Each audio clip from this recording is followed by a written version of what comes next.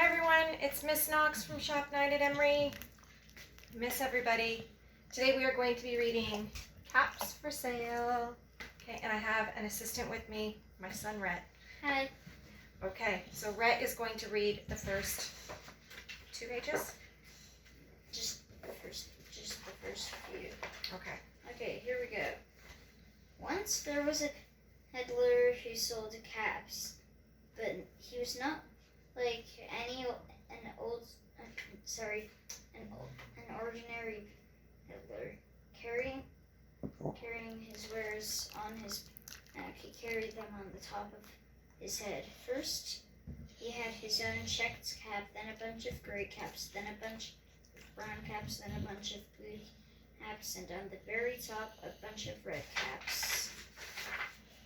He walked up and down the streets, holding himself very straight so as not to upset his caps. As he went along, he called caps for sale, 50 cents a cap. Very good. Great, now you take it. One morning he couldn't sell any caps. He walked up the street and he walked down the street calling caps for sale, 50 cents a cap. But nobody wanted any caps that morning.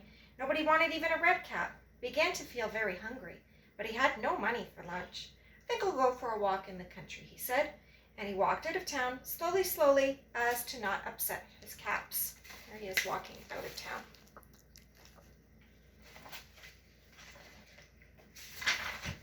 He walked for a long time until he came to a great big tree.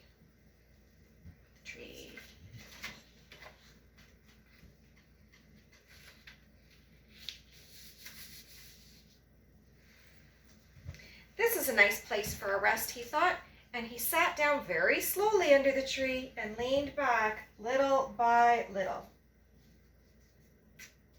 How are we going to do this? We'll just pretend that he's leaning up against the tree.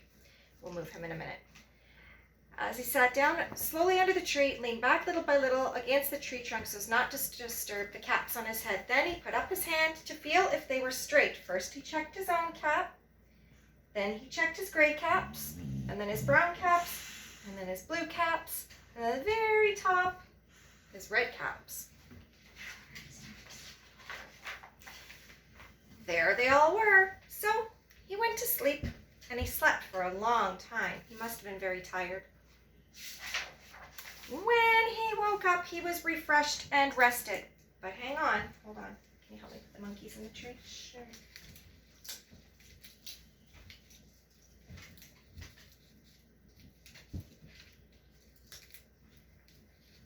Whoops.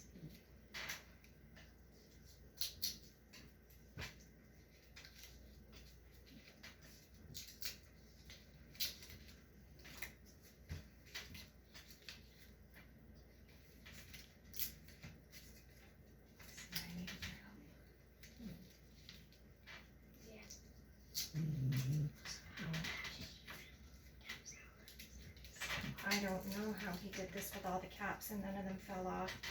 Okay. He's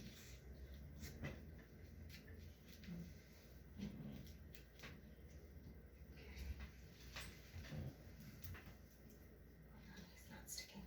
There we go. Get this So you want me to read the last page too? No, you can if you want.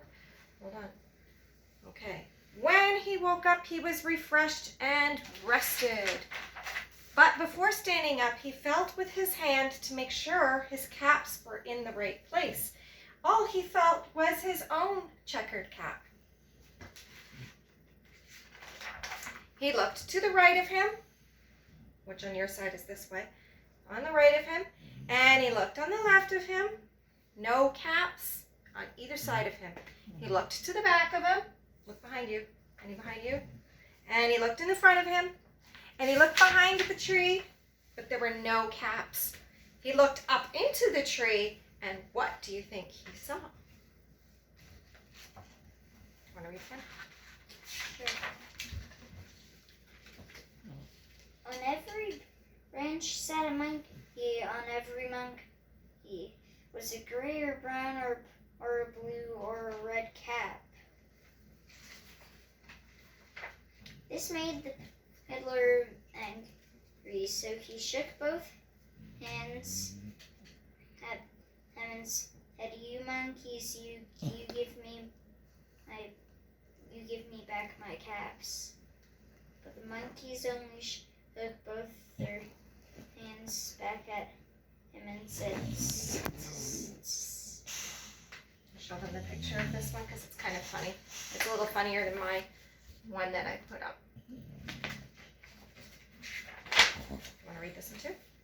"Sure." Now he felt quite angry. He stamped his foot and said, "You monkeys, you..." Oh, wait, no. Oh, sorry. Nope, he says it all again. Stamps his foot. Oh. Yeah.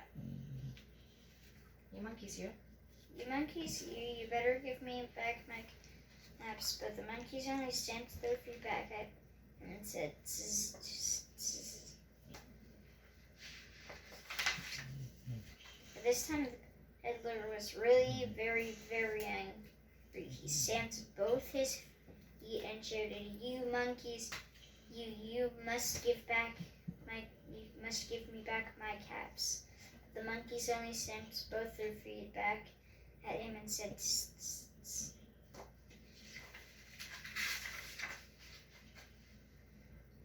At last he had become so angry that he pulled off his own hat and threw it on the ground and began to walk away. But then each monkey pulled off his cap,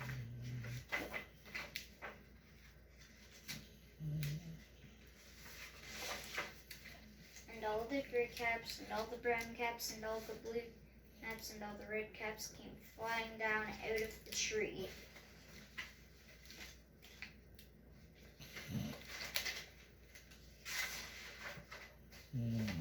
So the peddler picked up his caps and put them back on his head. First his own checked cap, then the gray caps, then the brown caps, then the blue caps, then the red caps on the very top.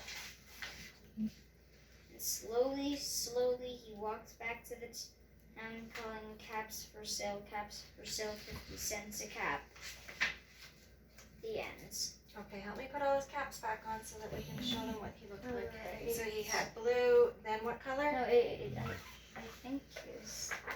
Let's I have a think look. you Rhett's going to help me sorted put them out. on. Gray caps. Okay, let's put all the gray caps. First he had his own checker cap, then the gray caps, and then the brown caps. It's a lot of hats. Who has this many hats on their head? Wonder how many hats you can wear on your head at home. Maybe you could try that. Brown caps, blue caps, So what and if then they a very, don't very have top. any caps? I don't know if they, maybe, I think that most of my students have baseball caps. I know that, Or just toques. Either one works. or toques, yes, they could try and put toques on top of each other. Okay, and that is our story for today. The author of this story is Esphyr Slobodkina, and it is called Caps for Sale. And very quickly, our place has destroyed itself. Put that back up. Caps for sale. Bye, everyone. Bye. And there we go. Hold on.